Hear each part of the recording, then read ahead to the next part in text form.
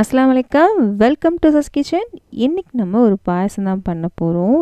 இந்த பாயசம் பார்த்திங்கன்னா செம்ம டேஸ்ட்டாக இருக்கும். செய்கிறது ரொம்ப ஈஸி தான்.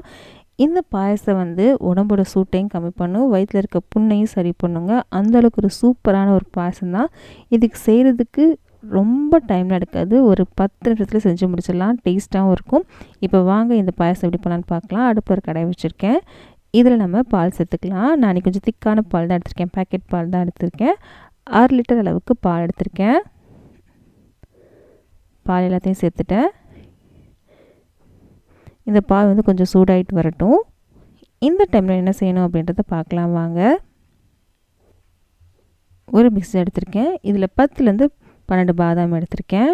இதோட ஒரு 2 டேபிள் ஸ்பூன் அளவுக்கு சன்ஃப்ளவர் சீட்ஸ் எடுத்திருக்கேன். இது உடம்புக்கு ரொம்பவே நல்லதுங்க.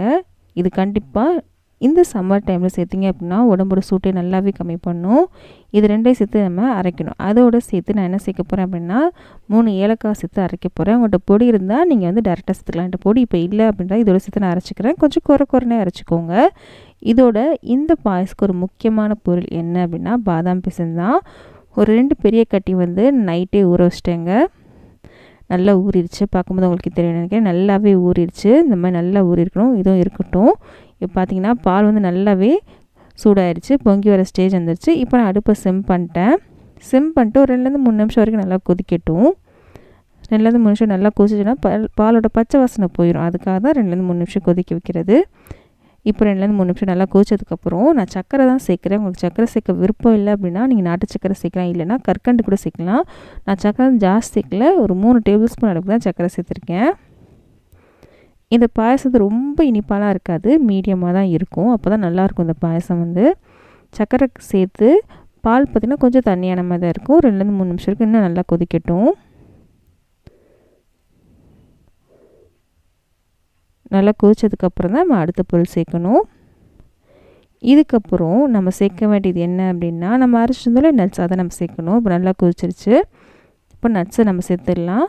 நம்ம அரைச்சி வச்சிருந்தாலே கொஞ்சம் குறைன நட்ஸ் அதை இதில் சேர்க்கலாம்.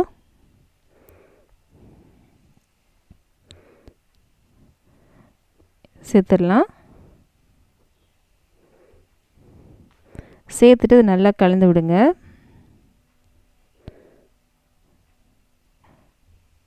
இதையும் சேர்த்து ஒரு 2 நிமிஷம் கொதிச்சுட்டு அடுப்பு ஆஃப் பண்ணிக்கலாம். அடுப்பு ஆஃப் பண்ணி பால் நல்லா ஆறினதுக்கப்புறம் தான் பாதாம் பிசின் சேர்க்கணும். நீங்கள் சூட்லேயே பாதாம் பிசின் சேர்த்துட்டிங்க அப்படின்னா பால் திரிஞ்சு போயிடும். அதனால பால் நல்லாவே ஆறிடணும். ஆறினதுக்கப்புறம் தான் நீங்கள் பாதாம் பிசின் சேர்க்கணும். இப்போ 2லேருந்து 3 நிமிஷம் கொதிச்சதுக்கப்புறம் அடுப்பு ஆஃப் பண்ணிவிட்டு நல்லா ஆறிடுச்சு. இப்போது பார்த்திங்கன்னா நல்லாவே ஆறிடுச்சு. இப்போ தான் பாதாம் பிசின் சேர்க்குறேன். நல்லா ஆறினதுக்கப்புறம் சேர்த்துக்கோங்க. இல்லைன்னா சூட்லேயே சேர்த்திங்கன்னா பால் நல்லா திரிஞ்சு போயிடும். அதனால் ஆறினதுக்கப்புறம் சேர்த்துட்டு நல்லா கலந்து விட்டுக்கோங்க. இதுக்கு நெய்யில் முந்திரி வறுத்து சேர்க்கணும்னு அவசியம் இல்லை. உங்களுக்கு விருப்பம் இருந்தால் மட்டும் சேர்த்துக்கோங்க. நான் லாஸ்ட்டில் வீடியோக்காக மட்டும்தான் இப்போ சேர்த்துருக்கேன். இது ஆப்ஷனல் தான். உங்களுக்கு வேணும்னா மட்டும் சேர்த்துக்கோங்க. இல்லைனா அப்படியே சாப்பிட்டா செம்ம சூப்பராக இருக்கும். நான் கொஞ்சமாக நெய்யில் முந்திரி மட்டும் வறுத்து சேர்த்துருக்கேன். மேலே கொஞ்சமாக நெய் சேர்த்துக்கிறேன். இது சாப்பிடவும் செம்மையாக இருக்கும். இது பார்க்கவும் அழகாக இருக்கும். அதுக்காக தான் இந்த மாதிரி சேர்த்துருக்குது. இது ஆப்ஷனல் தான்.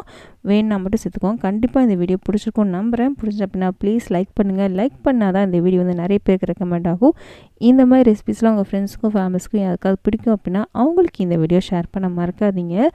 நிறைய பேர் சப்ஸ்கிரைப் பண்ணாமல் தான் பார்த்துட்ருக்கீங்க. ப்ளீஸ் சப்ஸ்கிரைப் பண்ணுங்கள். அது எனக்கு கொஞ்சம் மோட்டிவேஷனாக இருக்கும். நம்ம அடுத்த வீடியோவில் சந்திக்கலாம்.